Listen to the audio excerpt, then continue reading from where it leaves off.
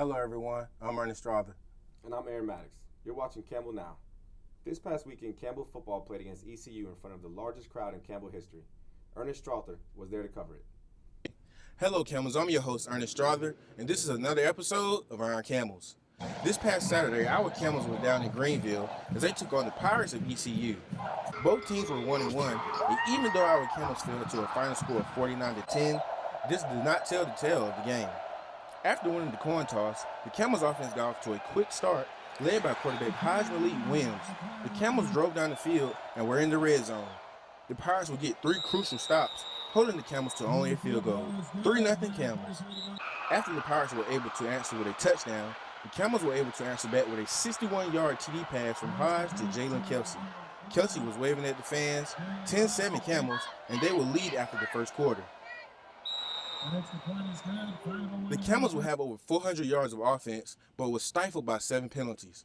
This week, the Camels have a bye week, and they look to get much-needed rest as they have undefeated opponent North Carolina Central coming in next week. That game will be right here in Barker Lane Stadium at 6 p.m. We look to have the fans here and pack the stands. I'm your host, Ernest Strother, signing off. Thank you, Ernest. Quarterback Heisman Williams had a big night with a career high of 300 passing yards and was named Papa John's Player of the Game. Britain's longest reigning monarch was laid to rest earlier today in London. Hundreds of thousands of people lined the streets and sidewalks to see Queen Elizabeth II's coffin. The Queen's family marched in the procession, including King Charles and his sons, William and Harry. The Queen leaves behind 12 great-grandchildren. Hurricane Fiona is expected to bring major damage to Puerto Rico and parts of the Dominican Republic. As of Sunday, the Category 1 storm has already caused major flooding and power outages across Puerto Rico. President Biden approved an emergency declaration allowing for federal aid to be sent to the United States territory. New York Governor Kathy Hochul has declared a state of emergency following an outbreak of polio. The virus has been detected in the wastewater of 5 different counties throughout the state. This marks the first time in more than a decade the virus has been identified in the United States. Fortunately, there is already a vaccine for the virus that has proven to be 99% effective. A bus carrying people to a COVID-19 quarantine facility in China crashed Sunday morning, killing 27 passengers and injuring a further 20. Since the accident, users online have been critical of China's zero COVID policy. The policy consists of mass testing and contact tracing. If someone tests positive or has been in close contact with someone with a positive case, they are required to isolate at home or in a designated quarantine facility. China is one of major economies still prioritizing the fight against COVID-19 in such a strong way. Governor Cooper says the negotiations of the expansion of Medicaid are close to being done. Leaders of both the political parties have agreed to make changes to the current policies that determine the availability of medical services in North Carolina. This expansion will provide coverage to more than 500,000 North Carolinians. More details about the expansion will be released in the coming weeks. Fayetteville City Council is pursuing a policy that will allow the city to remove homeless encampments from city-owned properties. The city formulated the policy in May and was voted on by the Fayetteville City Council in August. Similar policies have been enacted across the state of North Carolina. Are you an animal lover looking for work? Harnett County is currently searching for an animal shelter attendant. This is a part-time job and offers nearly $14 an hour. Attendants will perform duties associated with the operation and maintenance of the shelter, as well as the assistance with the adoption of the animals. You can apply at governmentjobs.com. Harnett County is promoting a trash bash from September 10th to the 24th of this month. The trash bash is an effort by the County of Harnett to keep Harnett beautiful fall litter sweep.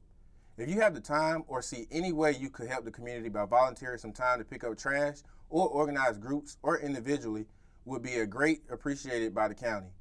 Registered volunteers will be provided with the cleanup supplies such as trash bags, gloves, picker-uppers, and safety vests.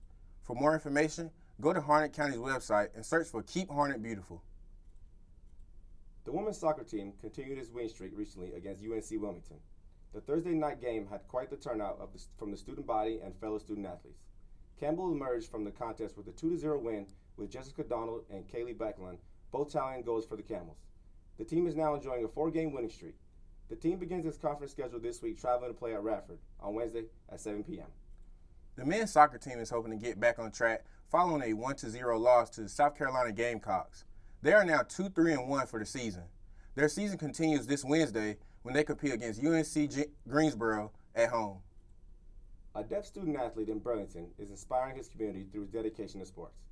Jordan McDowell attends William High School and competes on the school's wrestling, track and field, and football teams. McDowell is completely deaf and is accompanied by his interpreter every day. He hopes to attend a four-year university and competes on the wrestling team after graduation. The WNBA season ended last night with the Las Vegas Aces capturing its first title after defeating the Connecticut Suns 79-71 in Game 4 of the series. First-year Aces coach Becky Hammond is the first person in WNBA history to win a title in her first season as head coach. This young franchise started in 2018 and has already made its second WNBA Finals appearance. Finally, are you looking for something fun to do this week?